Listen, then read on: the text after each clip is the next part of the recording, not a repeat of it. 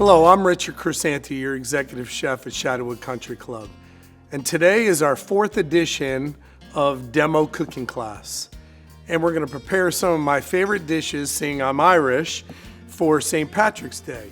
We're gonna prepare a braised Guinness Lamb Shank, Colcannon, which is a country style mashed potato with onions and leeks, and then Irish soda bread.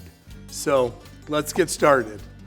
First of all, we're gonna start out with lamb shanks. I usually purchase anywhere from 16 to 20 ounce lamb shanks.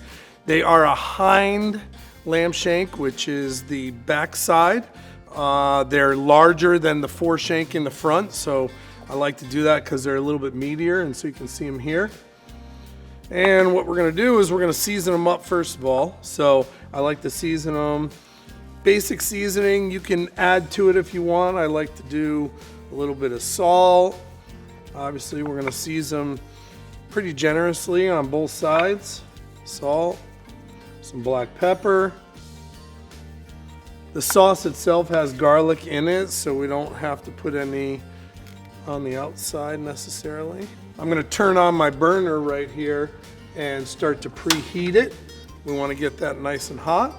And then we're gonna work on some seasoned flour. I lightly flour my lamb, so we put a little flour in a bowl.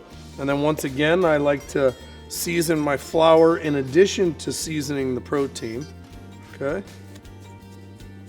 like so. And we mix it together. And then we're gonna take our lamb, we're gonna lightly flour it.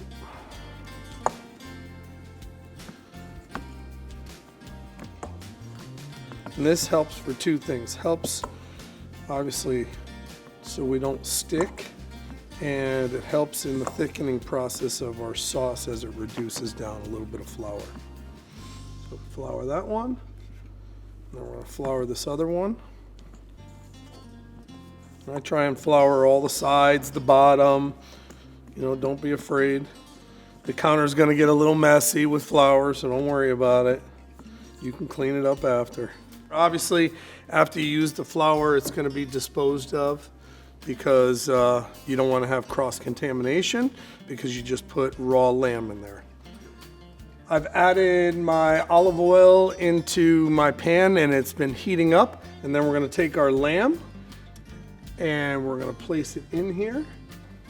Now that our meat is in here, we're gonna brown it on all 4 sides, and then we'll go into the braising process. The reason we wanna sear it on all sides is to seal the juices in and the flavor in. As we're doing that, we're gonna wait for that and we'll go into the Colcannon. The Colcannon is a great recipe, very traditional St. Patrick's Day recipe. It has Yukon Gold potatoes, it has butter, it has leeks, it has cabbage, it has milk, heavy cream, some scallions, thinly sliced, so a lot of flavor into it. And then our Guinness Lamb Shank, obviously the name, Guinness beer. We're gonna have some beer in there. We're gonna have our carrots, celery, and onions that we'll braise with the lamb shanks. We have garlic, a little bit of tomato paste, and obviously we're using tomato paste because we need an acid to help break down the protein and tenderize it, and also the acidity in the Guinness beer will help in breaking down the fibers in the meat, but it also flavors it. Okay, now our lamb is getting nice and brown. We're gonna flip it over. Look at that.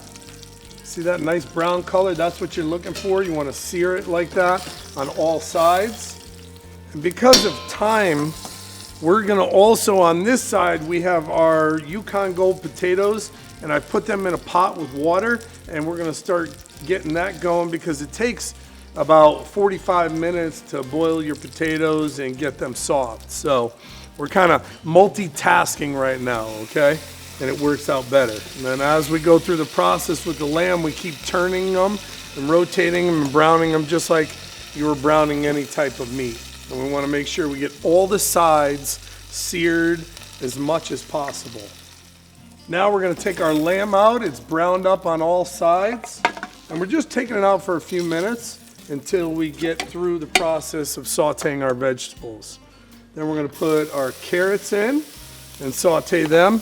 The purpose of the saute right now is to get them caramelized. And we want to caramelize them and lightly brown them for the natural sugars and flavor. So we put our celery, onions, and I usually saute those for a few minutes. And then we're going to add in our onions. And we saute these until we get to a nice golden brown. And you definitely want to keep stirring them through the process. Not constantly, but stirring them so they don't stick and so they don't burn on you. And this is kind of a good time to talk about Instapots and crock pots. This type of recipe, once we get through these steps, is great to put in an Instapot or a crock pot because you can actually set it in there, set a timer, and kind of set it and forget it, and then go back to it, and it'll have braised for multiple hours, and you don't have to watch it. With my method, you kind of have to keep an eye on it occasionally, make sure that your liquid isn't reducing down too much and adding more liquid. But it's obviously your choice. I wanted to show you a few different ways about going about it. Okay, we're going to season up with a little bit of salt and pepper.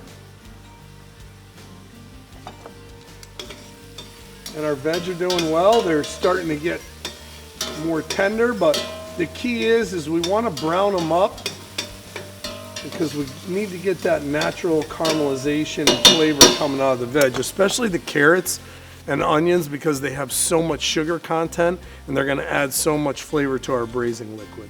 So now our vegetables are caramelized really nice, and we're going to add a little bit of garlic in and saute that. That's going to give a little flavor to our braising liquid.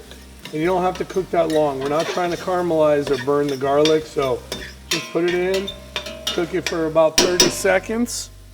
Then we're going to put our tomato paste in.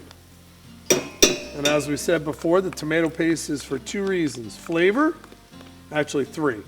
Flavor, color, and we need the acidity to help break down the fibers in our protein. And then as I stated earlier, we're going to be using Guinness beer, but you will find that in a lot of braising recipes they use red wine as an acid, and that helps break down the protein as well, but we're going to use our Guinness beer, seeing it's Guinness Lamb Shanks. And then we're going to take our lamb shanks and we're going to add them back in now. And then we're going to add our liquid, which is our Guinness beer. And you can hear it simmering on the bottom. That starts to deglaze the bottom of the pan. So we put the whole can in. And then we're going to add some bay leaves, our beef stock. And the next step will be bringing your liquid to a boil and then turning it down to a simmer. Okay, and now we're going to start our Irish soda bread. And the process is actually very, very easy. There's no yeast, so it's a quicker recipe to work on. We're going to take our dry ingredients which are flour,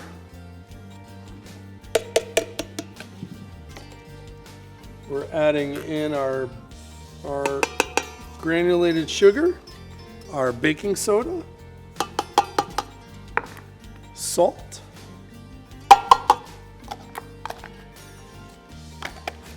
and we're going to put this on our mixer.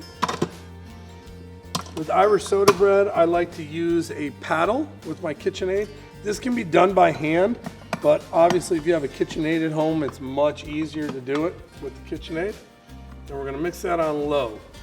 While we're mixing that on low, we're going to mix together our 1 egg and our buttermilk. Now we're going to whisk our buttermilk and egg together. And you're just breaking up the egg yolk and mixing it together. It doesn't have to be froth. It doesn't have to be overmixed. Okay? And then our flour has been mixed together. I'm going to put a glove on and we're going to slowly add our butter to the flour mixture. And it's going to get a kind of like a cookie dough consistency. And I break the butter up as I put it in. and it's obviously room temperature. You want it as soft as possible, so you can just break it up as you put it in.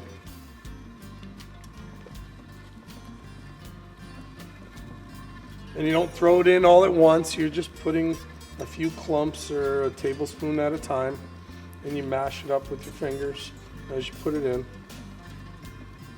Make sure you don't put your mixer on too high, because the butter and the flour will fly everywhere like I Love Lucy. We don't want that. Then I'm going to put it up to the second speed and work that butter in a little bit more. Then it gets to a really nice dry cookie dough consistency. It's not going to be as wet. And then we're going to add in our egg and buttermilk mixture. And then we'll add our raisins in at the end, and then we're going to form it. Then we're going to slowly drizzle our buttermilk and egg mixture in. Then as it slowly combines together, I turn it up to our second speed. And we're going to start working it until it pulls away from the bowl and forms into a semi-soft bowl.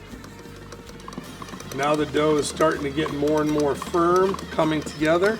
And then we're going to lower it down, and we're going to add our raisins in, so that way those combine in well. And you can hear the strain on the mixer.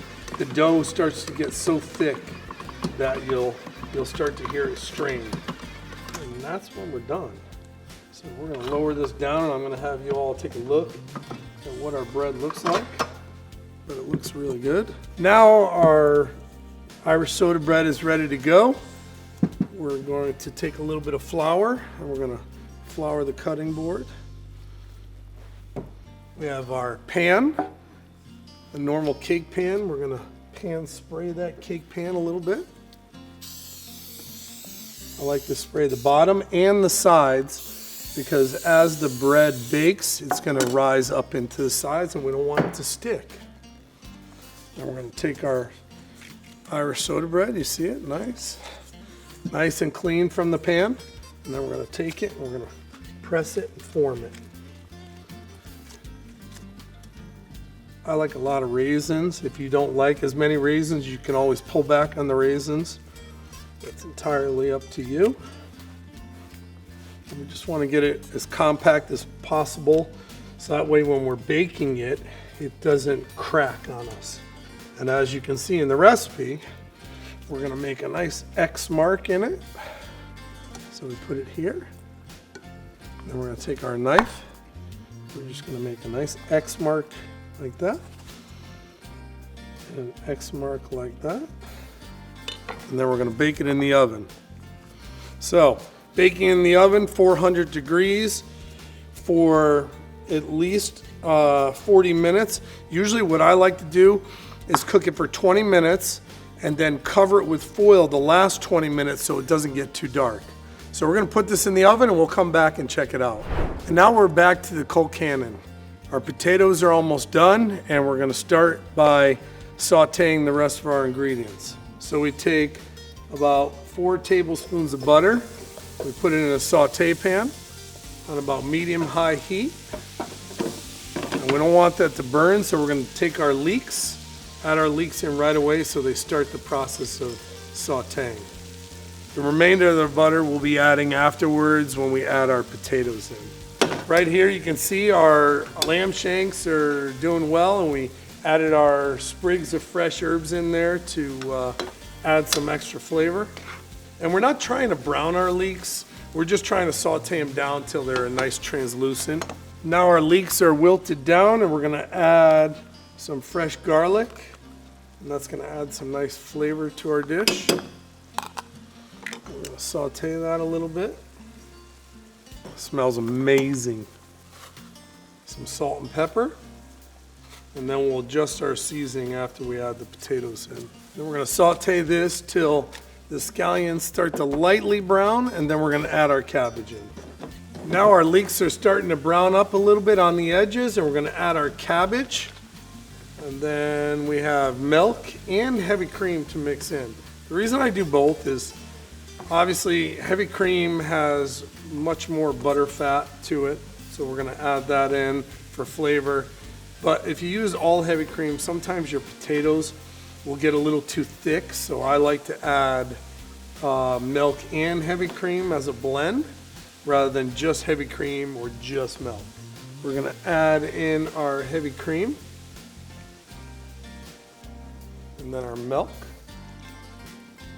Then we're gonna bring this to a simmer and then we'll add it to our mashed potatoes soon. Okay, we're on to the process of adding everything together in our Colcannon. Our potatoes are done, and just a quick check, you just take a knife and slide it through, and as long as it goes in pretty easily, then that means that you're all set to go. So we're gonna put our potatoes there, and then we're gonna add our cabbage and leek and cream mixture to our potatoes. And as I said earlier, this is really supposed to be a recipe that is country style. So we're gonna rough mash them. And then I'm just gonna take a whisk, or if you have a manual potato masher, mash them together. I'm not using a blender because I want them to be kind of chunky and home style, that country style look. So it's kind of fun. And you can see, nice chunky texture, not too thick. They're really nice. And then our lamb is done, so we're gonna work on our plating and presentation of this dish. So we take a little bit of our Colcannon, and I put that right in the center, like so. And then if you look at the recipe, it calls for a little bit of butter. So we're gonna add a little bit more butter to it like that. We're gonna garnish it with a few of our scallions. And hopefully you can take the lamb, you can put it right on top of the Colcannon. Sometimes it'll stay. In this case, I think we're gonna have to lean it, like so. And then we're gonna take a little bit of our fresh rosemary, sprinkle that on top. And then we're gonna take some of this great sauce right here. Put it right over the lamb. Oh, so good. Then you have your Guinness Lamb Shanks. Add in our Irish soda bread. Came out beautiful. I like to eat that with just butter sliced open.